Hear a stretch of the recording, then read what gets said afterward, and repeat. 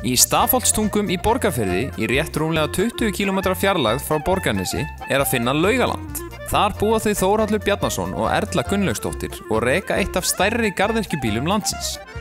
Að þessu sinni ætlum við að heimsækja þau og kynnast þeirra búi örlítið betur.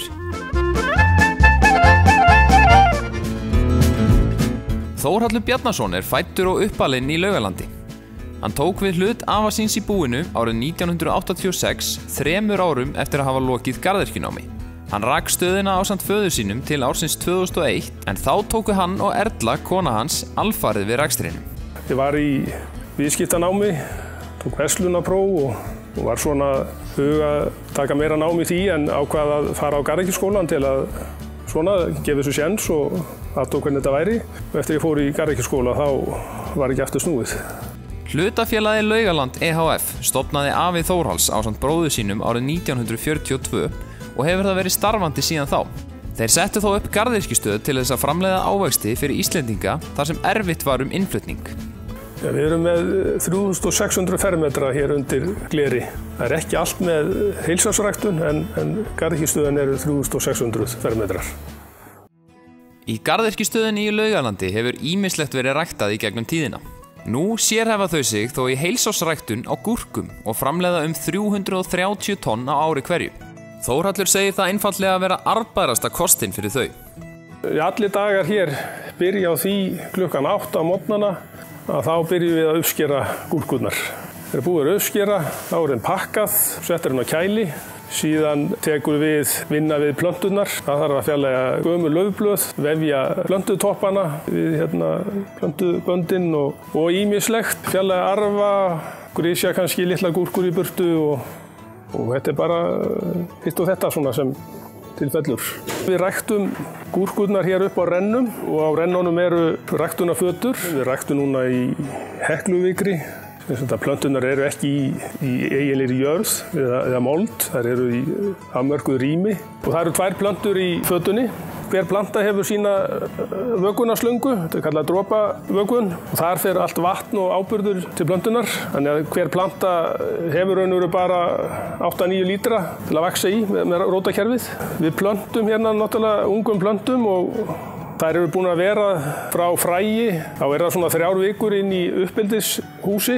Þá þeim plantað út í ræktunarhúsið og þar taka aðrar 3 vikur við. Þá eru plönturnar orðnar álíka stórar og ég sem svona 1,86 og þá það tilbúna til að koma með fyrstu gúrkurnar. Síðan erum við uppskera 10-12 vikur af þessum plöntum og eftir það þá þeim hent út og nýtt hold kemur í staðinn. Þannig að við erum að skipta plöntur hér 4-5 sinnum á ári. Það helgast af því að lömbunum fylgir mikill kostnaður. Því verða plönturnar að vera duglegar að gefa af sér til að standa undir kostnaði. Og jú, helst gott betur en það. Við byrjuðum með smágúrkurnar í júní 2016. Það eru ræktaðar bara eins og það séu venjulegar. Það svona örlítil öðruvísi vinna við þar og þá aðalega uppskeruvinnan sem tíðari. Við erum að fara yfir það 2 á dag svo að gúrkurnar verði ekki bara hreinlega stórar. Það vega ekki mikið í tonnum en það frekar í krónum. Þetta svona léttvara en kostar sitt. Það nauðsynlegt að verja plönturnar fyrir meindýrum og þá hægt að fara ýmsar leiðir. Við kaupum lífrænar varnir, það eru svona pöddur sem eru framleiddar í mjöli og settar í poka og við hengjum þá poka hér á plönturnar. Og þessi pokar með göt þannig að þær skríða út á einhverjum 2-3 vikum og lifa á þessum meindýrum sem eru hér. Það er nú aðalega 1 meindýr sem heitir köfuvængi á íslensku. Gúrkurnar sem ræktaðar eru í Laugalandi fara eingöngu í sölu á íslenskan markað. Það ekki eins mikil vorspúð og erfiðsvinna. Þetta orðið mikið bankafólk og tölvufólk og svölumfólk og skrifstofufólk og það náttúrulega þarf léttari fæðu og þar kemur grænmeti sterkt inn. Það alltaf stanslaus undirliggjandi áróður frá læknum og sérfræðingum að fólk eigi að borða meira grænmeti. Við vorum og erum sennilega ennþá eftirbátar margra þjóða við Íslendingar þannig að ég held að þetta sé bara markaður sem hefur verið að stækka og mun halda áfram að stækka. Og ég get sagt það að við það að vera með heilsársræktun, bjóða vöruna allan á sig hring, þetta sé alltaf til í búðunum. Það hefur aukið neysluna gríðarlega. Líka þá mánuði sem vara var aðgengileg. Og við íslenskir gúrkuframleiðendur, við framleiðum alveg nóg fyrir allan íslenska markaðinn. Það nánast engin innflutningur. Hver helsti kosturinn við að rækta grænmeti á Íslandi? Við erum ekki undir mikilli meindýrapressu, eiginlega yngri, utanfrá. Við höfum aðgengi af mjög hreinu vatni, lindarvatni, og við erum ekki með mikla hitabylgjur eða þannig að það svona, við getum stjórnað svolítið loftslaginu. Það getum verið svolítið vandamál stundum ef hitinn í 30 gráðum þarna úti. Hérna getum við þá bara kynnt á móti. Þannig ég held að sé svona aðalega það að við erum svona í tiltölulega svölu og hreinu umhverfi og höfum aðgang að heitu vatni. Hveravatni náttúrulega undirstaða að rækta hér og þurfum ekki að kynda þetta upp með gasi eða jafnvel olíu eða kolum eins og gert við annar staðar. Þegar þetta fyrirtæki stofnað 1942 þá var engin byggð hér en byrjaði að byggjast upp hér skólar og garðyrkjustöð og það bara heita vatnið, ekkert annað. Já, það virðist allt vera í blóma hjá garðyrkjubændum í dag. En hvernig sér Þórhallur framtíðina fyrir sér? Ég sé alveg fyrir mér að garðyrkja verður hér á Íslandi, ég bara sé ókomna tíð. En eins og við annars staðar þá virðist þetta vera þannig að einingunum fækkar, þeim stækkar. Einnig annað atriði sem við verðum var við að það virðist vera erfið kynslóðaskipti í þessu. Það virðist ekki vera spennandi kostur fyrir ungt fólk, en þetta svo sem getur oft gerst í bylgjum að verði mikil ættliðaskipti, en það í stéttinni eins og að þá talsverð þörf á nýliðum. Í Laugalandi eru að jafnaði 5 til 6 starfsmenn.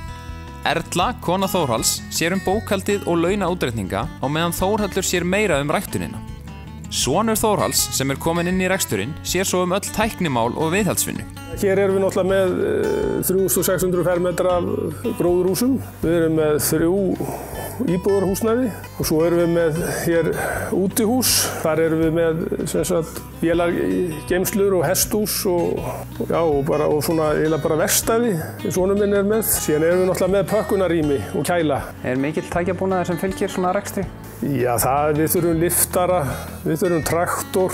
Já, við erum náttúrulega hér út í sveit og það gott að vera sjálfbjarga með ýmsar viðgerðir. Það hefur gjarnan verið sagt að menn kunni að redda sér í sveitinni og það kallast nú alla sveit nema það séu nokkrar skepnur á bænum.